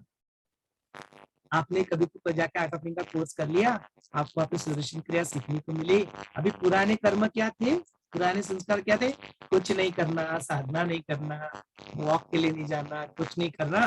अभी नए कुछ तो साधना सेवा सत्संग जीवन में आ गए। अब उसको जीवन में करने के लिए आप अपना एफर्ट डाल रहे हैं। अभी वो दोनों में से कौन जीतेगा? जो ज्यादा प्रबल होगा वो जीत जाएगा। ये ज्यादा प्रबल होगा, जीत जाएगा। आप 21 दिन के लिए कमिटेड करोगे, 41 दिन के लिए करोगे, अपनी जीवन का हिस्सा बन जाएगा। यह होता है द्वंद्व। जो पुराने कर्म है, उसके संस्कार है उसमें, और आज के अपने जो पुरुषार्थ है उसमें वो द्वंद्व चलता है। दोनों में द्वंद्व में जो भारी पड़ता है वो जीत जाता है। अपने पुरुषार्थों को आप कैसे करो? 100%। हो सकता है कि पुराने कर्मों के जो भोग है वो भोगने के लिए थोड़ा समय लगेगा, लगने दो, कोई बात नहीं है। यहाँ पे गुरुदेव है अपने पास, गुरुदेव का वचन है, अपना ध्यान में इन सारे कर्मों को इरेज कर रहे हैं। It's getting erased. उसकी जो चित्त के ऊपर जो संस्कार बने हुए, उस चित्त के ऊपर संस्कारों को इरेज किया जा रहा है, सुदर्शन क्रिया में इरेज किया जा रहा है। गुरुदेव जब ध्यान कराते तब इरेज होता है, जब आप सहज समाधि अपना करते हो तब इरेज होता है। सारी चीजों में वो इरेज हो रहा है। यदि आपका कर्तव्य क्या है, बाद में देखेंगे कि नए संस्कार बनाने ही नहीं, वो बात की बात है। लेकिन अभी के लिए आप नए अच्छे संस्कार तो डालो ना। ये क्रिया करना ये अच्छा संस्कार है, डालो ना उसको, कोई प्रॉब्लम नहीं, करो। अभी जो मुक्त हो जाएंगे फिर संस्कार करने या नहीं करने उसकी बात बाद में करिए। अभी के लिए कोई जो है नए संस्कार डालो, क्रिया करने का संस्कार, साधना करने का संस्कार, ज्ञान में आने का संस्कार, ये जो सारे जो संस्कार अपने ऊपर बनने दो अपने चित्त के फिलहाल के लिए। ये सारी चीजें होने दो, क्योंकि यह सारी चीजें बनने दो तो फिर वहां पे आएगा। ये हो गया योग वशिष्ठ का पर्सपेक्टिव। अभी पुरुषार्थ क्या है उसके बारे में डिटेल वर्णन आएगा, तो बाद में देखेंगे कि पुरुषार्थ गुरुदेव क्या बताते हैं पुरुषार्थ क्या। लेकिन फिलहाल के गुरुदेव का इस लक्ष्य के बारे में और इस कर्म के बारे में क्या गुरुदेव कहते हैं उसको देखें। तो गुरुदेव बोलते कि जो कुछ भी अपने जीवन में ना, एक तो फ्री विल होता है और एक होती है डेस्टिनी। तो कुछ चीजें आपके जीवन में आपके कंट्रोल में, ये कारपोरेट वर्ल्ड में भी होता है। ये कारपोरेट वर्ल्ड में भी काम में आपको आने वाली चीज है कि जब भी कोई व्यक्ति वस्तु परिस्थिति आपके जीवन में अपने प्रोजेक्ट में बोला कहीं पे भी आपके सामने आ जाती है, तो उसको डील करने के लिए आपके पास दो प्रकार की चीजें होती है। एक होते हैं जो कंट्रोलेबल फैक्टर्स है, वो कंट्रोलेबल फैक्टर्स को आप क्या करो, कंट्रोल करो। और कुछ जो अनकंट्रोलेबल फैक्टर्स है उनको छोड़ो, मान लो ये नहीं होगा, ये बदलेगा नहीं, छोड़ो इसको। यह दोनों चीजें कंट्रोलेबल फैक्टर और अनकंट्रोलेबल फैक्टर आते हैं। तो गुरुदेव भी यही कहते हैं आपको कि जो आपका एक तो होता है आपका फ्री विल होता है, आपके हाथ में होता है, आपकी चॉइस होती है, उसको आप करो, ये वो आपका फ्री विल हो गया, आपका कर्म।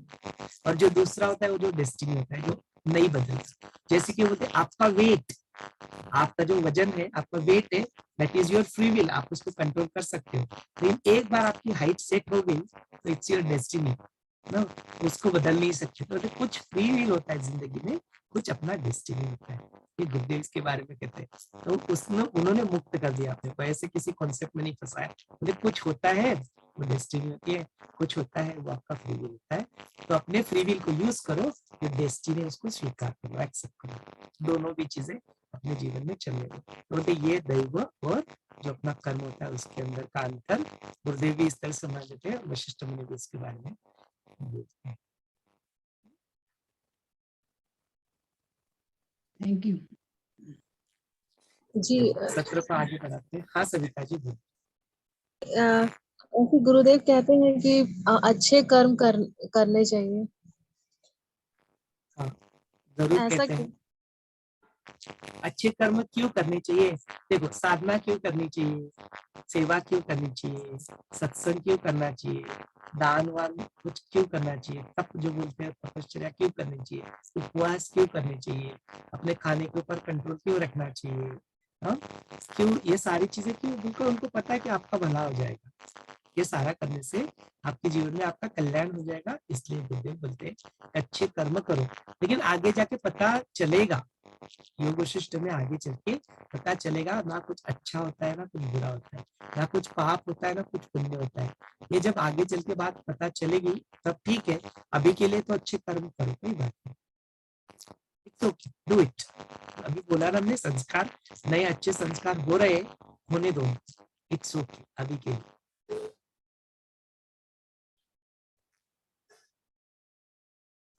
हमारी भलाई के लिए बोलते हैं, कुछ नहीं इसके पीछे।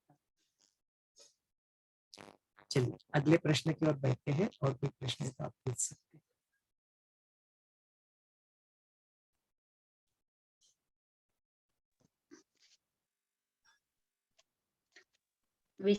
विश्वामित्र रामाला म्हणतात, तुझ्या बुद्धीवर जो थोडासा मळ बसला आहे तेवढा मात्र मळ काढून टाकला पाहिजे, कारण त्यामुळे सच्चिदानंद परमात्मा जाणूनही तुझ्या चित्तात समाधान होत नाही। तर याबद्दल थोडं वही बात है कि जो है, जो चैतन्य जो है सच्चिदानंद स्वरूप है, आत्मा परमात्मा अलग अलग नाम से जिसको पुकारते हैं, वो कहीं और दूर बैठा नहीं, अपने साथी है, सदा सर्वदा अपने पास ही है। फिर अनुभव क्यों नहीं होता? तो ये बात पिक्चर में आ जाती है कि जो पुराने जो कर्म है, संचित कर्म है, और जो आपके सब कुछ है, वो अज्ञान के जो बादल है, उसको यहाँ पे उसको मल कहा गया, इग्नोरेंस। ज्ञान के जो बादल है उनको यहाँ पे मल कहा गया। बोलते वो मल जो बैठा हुआ है ना, उसकी वजह से तुम अपने आप को पहचान नहीं पा रहे हो, अपने आप को जान नहीं पा रहे हो। तो बोलते वो मल को थोड़ा सा साबुन लगा के उसको धो डालो, वो धुल जाएगा, अपने आप ही जो आत्मज्ञान है, जो स्वयं प्रकाशित जो है, सेल्फ लिवनेस है, उसका अनुभव होने लगेगा। वही विश्वामित्र बोल रहे हैं। तो कैसे करना है, क्या करना है, तो आएगा पूरा। उसका थोड़ा थोड़ा पोर्शन हम लोग रोज देख रहे हैं करना क्या है, लेकिन पूरा वो जीवन में आ जाएगा, वो ढल जाएगा, अपना खुद का अनुभव हो जाएगा। जब तक आप बोलोगे नहीं भैया मेरा खुद का अनुभव हो गया, तब तक आप कुछ होंगे। अभी एक प्रश्न है व्यास और शुकदेव के बारे में। शुकदेव विदेह मुक्त हो गए और व्यास मुनि विदेह मुक्त क्यों नहीं हुए, ऐसा पूछा गया है। बड़ा सुंदर प्रश्न है। तो इसके लिए अपने को दो टर्मिनोलॉजी अपने प्रश्न में सुनने को मिली। एक तो होता है सदेह मुक्ति और दूसरा होता है विदेह मुक्ति। अक्सर अपने जीवन में, बड़ा सुंदर प्रश्न है, इस पर थोड़ा देख भी लेते हैं। अक्सर अपने जीवन में हमने देखा कि अरे यार इन्होंने तो ज्वलंत समाधि ली, वो सुनते हैं ना, तो हम लोग देखते हैं ना कि इन्होंने ज्वलंत समाधि ली, इन्होंने ऐसा कर लिया, उन्होंने वैसा कर लिया। और इसका रेफरेंस अष्टावक्र गीता में भी आता है। बोलते जो अक्सर लोग मोक्ष को अपने मृत्यु के साथ जोड़ लेते, अक्सर क्या है, अपना अंडरस्टैंडिंग क्या है कि जब मेरा यह शरीर नष्ट हो जाएगा और मुझे यहाँ से फिर से लौट के आना नहीं पड़ेगा, यह मेरा मुक्ति है। यह अपने जीवन की यह एक कॉमन अंडरस्टैंडिंग है, यस और नो। इसी से अपने को मोक्ष में जोड़ रहे, राइट। तो यह अंडरस्टैंडिंग थोड़ी पार्शियल है। कैसे, इसको देख लेते हैं। तो जो मुक्ति जो होती है, मोक्ष जो होता है, वो दो स्वरूप में आपको आ सकता है। एक जो होता है जिसको विदेह मुक्ति कहते हैं। विदेह मुक्ति, देह जहाँ पे नहीं है और देह प्राप्त करना आपका फ्री विल बन गया, वो हो गया विदेह मुक्ति। तो इसके लिए पहले विदेह बोले, विदेह उस शब्द को समझना पड़ेगा। देह जहाँ पे नहीं है, विदेह, देह जा, तो देह नहीं है तो कौन से देह की बात चल रही है, तो उसको पहले समझना पड़ेगा। यहाँ पे दो देह की बात है। एक तो देह अपने को जो दिखता है, जो फिजिकल स्वरूप में अपने को दिखाई देने वाला देह। दूसरा देह कौन सा होता है, जो अपने को दिखता नहीं, जिसको हम लोग सटल बॉडी कहते हैं। सटल बॉडी माने कौन सा, अतिवाहिक शरीर। इस वर्ड का आपको योग शिष्ट में काफी बार प्रयोग मिलेगा। अतिवाहिक शरीर, अतिवाहिक शरीर यहाँ पे बोला गया। वो अतिवाहिक शरीर माने क्या, आपकी सटल बॉडी, सूक्ष्म शरीर जिसको कहा जाता है। सूक्ष्म शरीर, अतिवाहिक शरीर, सटल बॉडी, एक ही चीज के नाम। किसके नाम है ये सारे आपके चित्त के लेवल पे जो अपना शरीर है, माने जो फिजिकल नहीं है, चित्त के लेवल पे है, उसको यहाँ पे अतिवाहिक शरीर यहाँ पे कहा गया। तो क्या क्या आता है इस चित्त में, इस चित्त में आपकी स्मृति आ जाती है, इस चित्त में आपका मन आ जाता है, इस चित्त में आपका इंटेलेक्ट आ जाता है, बुद्धि आ जाती है, और इस इंटेलेक्ट में आपका अहम, ईगो सेंस जो होता है, ये सारा सब कुछ मिला के जो होता है वो चित्त बन जाता है। वो चित्त ही आपका यहाँ पे अतिवाहिक शरीर बन जाता है। तो यह शरीर जो अक्सर हम लोग जिसको मृत्यु समझते हैं, वो इस शरीर की मृत्यु को मानते हैं। जो दिखता है फिजिकल रूप में। किसी का शरीर नष्ट हो गया, आपने उसको जला दिया, उसको दफन कर दिया, शरीर का नष्ट हो गया, इसको हम लोग मृत्यु मानते हैं। असली मृत्यु क्या है वो आगे चल के पता चलेगा, उसके डिटेल में वर्णन में हम लोग फिलहाल नहीं जाते हैं, आएगा उसका डिटेल वर्णन आएगा तो उसको डिटेल में बोलते यह शरीर का नष्ट हो जाना, शरीर नहीं रहना, लेकिन आपका अतिवाहिक जो शरीर होता है वो अतिवाहिक शरीर भी ना रहे, है ना, वो अतिवाहिक शरीर भी फ्री हो जाए। बस अतिवाहिक शरीर कब फ्री होगा, जब उसके ऊपर कोई इंप्रेशन नहीं बचेंगे, तब वो फ्री हो जाएगा। तो वो अतिवाहिक शरीर भी जब फ्री हो जाए तब आप फिर उस चैतन्य में विलीन हो जाते हैं, और वो जो शरीर है उसको बोलते हैं, वो जो मुक्ति होती है उसको बोलते हैं विदेह मुक्ति। माने आपका शरीर छूटा, आपका चित्त वाला अतिवाहिक शरीर भी छूट गया और आप चैतन्य के साथ एक रूप हो लिए, वो हो गया विदेह मुक्ति। ये एक प्रकार की मुक्ति है जो अक्सर हम लोग जो जानते हैं। दूसरे प्रकार की जो मुक्ति जो बोली है उसको बोलते हैं सदेह मुक्ति। तो जो शुकदेव जो है वो शुकदेव को पहले क्या हो जाता है, अपनी जीवन में जैसे ही वो जनक राजा के पास आते हैं और जैसे ही अपने निधिध्यास को आगे बढ़ाते हैं तो ऐसे जीवन को जीते जीते जीते शुकदेव फिर अपने चैतन्य में विलीन हो जाते हैं, उसका शरीर भी उनका नष्ट हो जाती है। इसलिए ऐसा कहा गया है कि शुकदेव को विदेह मुक्ति मिल चुकी है, यानी उनका समाप्त हो गया शरीर। जैसे अभी ऋषि जी के बारे में देखो तो अभी ऋषि जी का शरीर नष्ट हो गया, ऋषि जी का अभी अतिवाहिक शरीर भी चुके चैतन्य में विलीन हो गए, तो इनको विदेह मुक्ति मिली, है ना। उस तरह से शुकदेव को विदेह मुक्ति मिल गई, तो उनका देहांत हो गया, शरीर छूट गया, अतिवाहिक शरीर भी छूट गया, उनका कोई नया जन्म नहीं हुआ, तो उनको मुक्ति मिल गई, विदेह मुक्ति। दूसरे प्रकार की जो मुक्ति है जो व्यास मुनि है वो सदेह मुक्त है ना। सदेह मुक्त माने क्या, तो आपका मृत्यु अभी तक नहीं है, आपका देहांत अभी तक नहीं है, लेकिन आप पूर्ण तरह से इस संसार के जीवन मुक्ति के चक्कर से आप छूट चुके हैं। माने इसके बाद में आपका शरीर नष्ट हो जाएगा, उसके बाद में या फिर से जन्म लेना है या नहीं लेना, ये आपकी फ्री विल रहेगी, आप उसके लिए मुक्त हैं। आपको नहीं चाहिए तो आप नहीं, आपको चाहिए तो आप आओगे, अप टू यू। कोई इट्स नॉट ड्रिवन, वो चक्र में फंसे नहीं हुआ, you are free from that. जन्म मृत्यु का जो चक्र है उससे आप मुक्त हो चुके हो, लेकिन आपका इस शरीर चल रहा है, अभी ये शरीर अभी चल रहा है। उस क्षण जो मुक्ति का अनुभव आप लेते हो उसको कहते हैं सदेह मुक्ति। तो व्यास ऐसे ही है, वो सदेह मुक्त है, उनका शरीर भी है तब भी वो अपने आप को मुक्त पाते हैं, इसलिए उनको सदेह मुक्ति मिलती है। शुकदेव होता है उनका देहांत हो जाता है, उनको विदेह मुक्ति है। तो ये दोनों टर्मिनोलॉजी बार बार इसका भी उपयोग होगा, तो आज हमने इसको देखा समझा। हाँ स्मिता जी बोलिए। जो आतला सूक्ष्म शरीर आहे त्याला जडजीव म्हणजे मग तोच आहे का, जडजीव आपण म्हणतो, मूढ जड। हाँ देखते हैं इसको।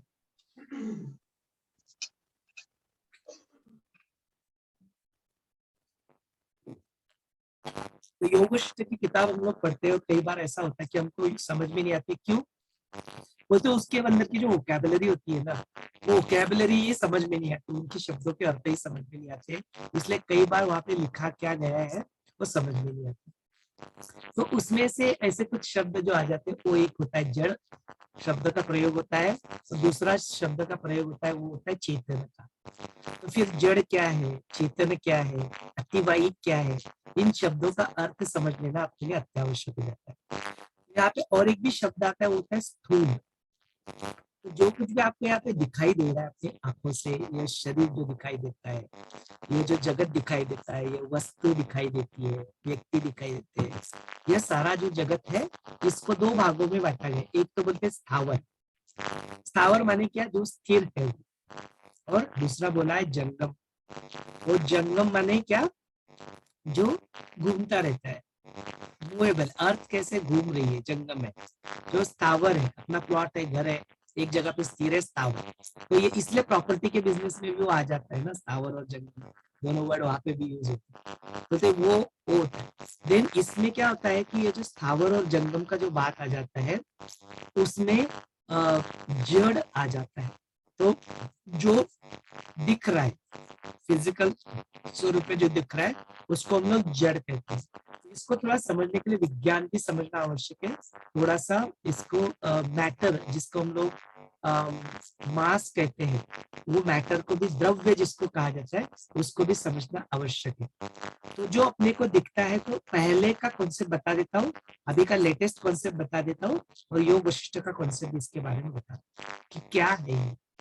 तो पहले क्या होता था, जो अक्सर अपना जो अध्यात्म था वो क्या बोलता था, अध्यात्म कि सब कुछ चैतन्य है, अद्वैत जो है, बोला ना, सुना हुआ, कई बार सुना होगा, कई सारे शास्त्रों में कई सारे जगह से हमने सुना होगा कि क्या है, सब कुछ तो चैतन्य है।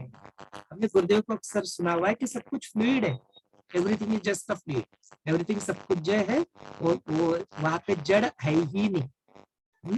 जब जड़ है ही नहीं तो जड़ शब्द कहाँ से आया, जिसका अस्तित्व है ही नहीं वो कहाँ से आया, कैसे उसको बोला गया, कैसे आया, और जो फिर चेतन जो है वो चैतन्य क्या है, वो ये दोनों को समझना अत्यावश्यक है। तो थोड़ा इसको क्या करें, थोड़ा और समझने के लिए और इसको थोड़ा साइंस इसका देख लेते हैं, विज्ञान समझ लेते हैं तो और ज्यादा आसान हो जाएगा।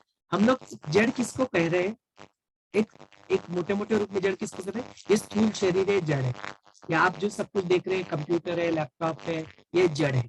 फिर इसके बाद में जो पृथ्वी है, आकाश है, जो पंच महाभूत है, जो यहाँ पे सब कुछ जो है वो जड़ है। लेकिन यह जड़ के पीछे सचमुच में जड़ है या नहीं, या सिर्फ चैतन्य है, यह नेक्स्ट लेवल का ज्ञान है। जिसको हम लोग जड़ समझ रहे हैं वो सचमुच में चैतन्य है या जड़ है। तो अपना अध्यात्म ये बहुत पहले से कहता है कि जड़ कुछ भी नहीं है, सब कुछ चैतन्य है, एवरीथिंग इज चैतन्य। वो होता है अद्वैत का जो भाव, नॉन ड्युअलिटी, सब कुछ एक ही है और सब कुछ एक ही है जो शिव है, सब कुछ एक ही है जो ब्रह्म है, सब कुछ एक ही है जो चैतन्य है, चेतन। हाँ, जड़ कुछ भी नहीं, ये बात अध्यात्म बोलता है। साइंस क्या बोलता था पहले और साइंस अभी क्या बोल रहा है इसके बारे में देखते हैं। सबसे पहले साइंस ने क्या देखा, बोलते देयर इज एनर्जी, जिस एनर्जी को हम लोग चैतन्य के रूप में जानते हैं। एनर्जी, एनर्जी कोई फिजिकल चीज तो नहीं है ना, एनर्जी, एनर्जी ऊर्जा जिसको हम लोग कहते हैं, वो एक बात होगी बोलते हैं। और दूसरा हो गया द्रव्य, जैसे कोई काइनेटिक एनर्जी है जो अपने पहिए को घुमाती है, तो पहिया हो गया द्रव्य, और जो काइनेटिक एनर्जी जो उसको घुमा रही है हो गई एनर्जी। एनर्जी हो गई और द्रव्य हो गया। फिर उसके बाद में और हमने देखा law of thermodynamics, the energy can neither be created nor be destroyed but it can be transform from one form to another. ऊर्जा का जो स्रोत होता है, ऊर्जा क्रिएट नहीं होती है, ऊर्जा डिस्ट्रक्ट नहीं होती है, और ऊर्जा का सिर्फ एक भाग से भाग में रूपांतरित हो सकती है, इसको हमने देखा। तो इसी ऐसे ही प्रिंसिपल को फिर हमने अपने आत्मा के बारे में भी देखा। तो भगवद गीता में बोलते हैं नैनम चिन्मन्ति क्षत्राणि नैनम दहति पावका, ना उसको कोई मार सकता है ना कोई मिटा सकता है, बट वो सिर्फ एक अपने आप को अलग अलग रूप में व्यक्त करता है। तो अध्यात्म का भी एक स्वरूप देख लिया, एनर्जी का भी एक स्वरूप देख लिया। एनर्जी जिसके ऊपर अप्लाई होती है और द्रव्य, तो मैटर आ गया, तो द्रव्य आ गया, ग्रेविटी आ गई, मैटर आ गया, तो मास भी बन गया उसका, है ना, कुछ उसका वजन आ गया। लेकिन क्या वजन सत्य है, क्या वो सापेक्ष है, क्या वो रिलेटिव है, वो एक बात आ गई। तो आपका जो यहाँ पे पृथ्वी पे जो चीज आपका वजन होता है वही मून पे जाके 1/6 हो जाता है। क्यों? बिकॉज मून की ग्रेविटी अलग है, यहाँ की ग्रेविटी अलग है, इसलिए जिस चीज को आप मास समझ रहे हो, जिसको आप द्रव्य समझ रहे हो, वो भी सापेक्ष है, रिलेटिव है सिर्फ, असलियत में वो अलग अलग हो सकता है। यह सापेक्षता समय के लिए भी आती है, लेकिन उसको थोड़ा बाद में देखेंगे। अभी द्रव्य को देख लेते हैं कि द्रव्य सचमुच में द्रव्य है क्या। तो साइंस क्या हुआ, आगे बढ़ते गया, विज्ञान आगे बढ़ते गए। तो साइंस ने क्या किया, द्रव्य को देखा, फिजिकल स्थूल शरीर को देखा, थोड़ा माइक्रोस्कोप वगैरह यूज किया, उसके अंदर घुस गए। बोलते स्मॉलेस्ट पार्टिकल उनको क्या मिला, वहां पे अणु मिला, एटम जिसको हम लोग बोलते हैं, एटम मिला उनको। एटम को देखने लगे, फिर एटम क्या दिखा, बोलते this is the smallest particle, अणु इज द स्मॉलेस्ट पार्टिकल बोलने लगे। लेकिन थोड़ा रिसर्च और आगे बढ़ा और थोड़ा डिस्कवरी हुआ, तो एटम के अंदर घुस के देखी, तो एटम के अंदर घुस के देखा तो क्या मिला, 3 चीजें दिखी। एक तो मिला न्यूक्लियस, जो उसका मूल अंदर होता है न्यूक्लियस, वो मिला। उसके आजू बाजू में इलेक्ट्रॉन और प्रोटॉन मिले, तो इलेक्ट्रॉन और प्रोटॉन मिले तो बोलते न्यूक्लियस मिला, ये स्मॉलेस्ट पार्टिकल बन गया, एटॉमिक स्ट्रक्चर जान लिया। देन क्या हुआ, थोड़ा और रिसर्च आगे बढ़ा तो बोलते हैं क्या कि जो न्यूक्लियस जो अंदर बैठा था ना, वो न्यूक्लियस के अंदर घुस के देख लिया, उस न्यूक्लियर को तोड़ दिया है। तो उसी से जो एटम बॉम्ब बने उसी से बने, जो न्यूक्लियर फ्यूजन हुआ उसी से बना, जो न्यूक्लियर रिएक्टर जो बन रहे, न्यूक्लियर जो एनर्जी बन रही है सब कुछ उसी से बना, बिकॉज साइंस आगे बढ़ के न्यूक्लियस को तोड़ने में सक्षम हो गया। जब उन्होंने न्यूक्लियस को तोड़ा और न्यूक्लियस के अंदर और घुस के अंदर देख लिया, तो उनको वहां पे दिखाई दी सिर्फ स्ट्रिंग्स ऑफ एनर्जी, कुछ नहीं दिखा। न्यूक्लियस के अंदर जो दिखा वहां पे क्या दिखा, तो बोलते स्ट्रिंग दिखे, सिर्फ एक एनर्जी के स्ट्रिंग्स दिखे, और वो एनर्जी के स्ट्रिंग्स के अलावा कुछ नहीं। तो आज साइंस ने ये बात एक्सेप्ट कर ली, जो हमारे ऋषि मुनि ने कई सारे पहले बता दिया कि सिर्फ भाई चैतन्य है, जड़ कुछ है ही नहीं, सिर्फ चैतन्य एक ही है, अद्वैत है, एक ही है वो, सिर्फ चैतन्य। आज साइंस उसको मानता है, स्ट्रिंग थियरी इसको कहता है।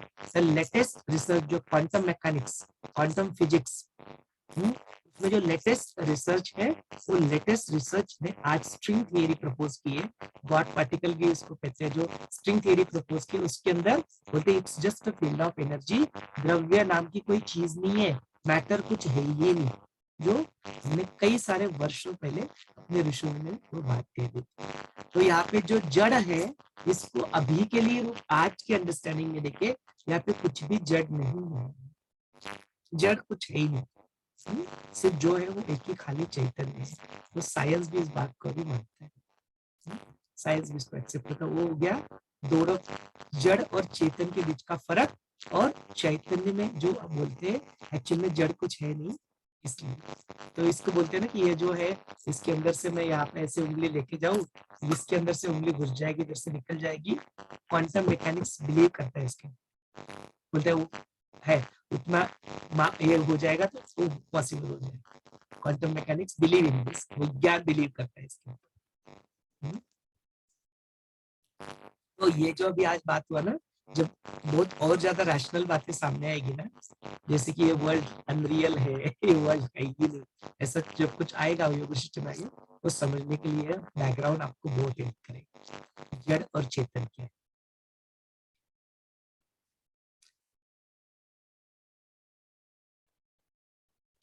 चलिए सत्र को आगे बढ़ाना है, रोक लेना है, प्रश्न तो पूछ सकते हैं। Yeah, one more question can I ask you? It's in English. Yeah. So here it says that this world is full of pain, suffering, sorrow, you know, janam maran ke chakar. All these things are there in the whole world. It goes on like that. But how do I become a source of joy in this world? इसको प्रश्न को बनाए रखिए, इस प्रश्न का उत्तर धीरे धीरे धीरे धीरे आएगा। There is no hurry to get the answer for this. इसका एक शब्द में वर्णन हम लोग यहाँ पे नहीं करेंगे, रोकेंगे नहीं अपने आप को। लेट दिस क्वेश्चन रिमेन, कि हम लोग कैसे इन सबको छोड़ के अपने आप को उस स्थिति में अपने आप को प्राप्त पाए जहाँ पे सोर्स ऑफ जॉय है, जहाँ पे आप ही आनंद का सब, उसको कैसे जाने, कैसे पहचान से अनुभव करें। बनाए रखिए इस प्रश्न को, let it be, hold on to.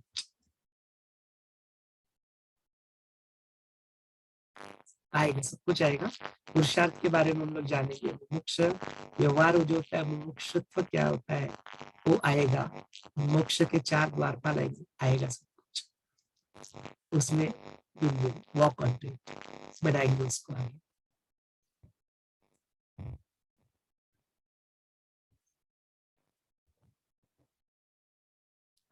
और कुछ प्रश्न है तो देख सकते हैं, अगली नहीं तो आज के सत्र पे आके रोकिए। हाँ, मुझे एक प्रश्न पूछना है। हाँ सविता जी बोलिए। ये हमें दूसरों के कर्म हमें कैसे लग जाते हैं? दूसरों के कर्म आप कैसे लग जाते हैं? सपोज किसी ने आके कुछ वहां पे कुछ तो कर दिया, सपोज कुछ हो रहा है वहां पे, सपोज कोई नग्न डांस कर रहा है, आपने जाके देख लिया उसको, तो उसके उससे आपके मन में काम वास्ता जागृत हो गई, उनके किए हुए कर्म आपको लग गए, जो आपने उसको पकड़ लिया, है ना।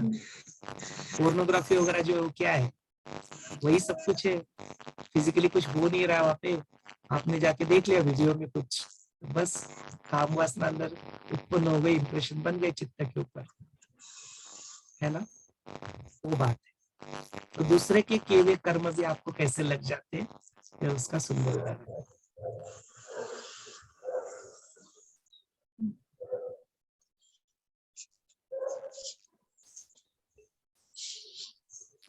ठीक है, चलिए आज के इस सत्र को हम लोग प्रश्नोत्तर के सत्र को यहाँ पे रोक लेते हैं, पुनः कल मिलेंगे और कुछ नया कुछ देखने के लिए डिस्कस करेंगे।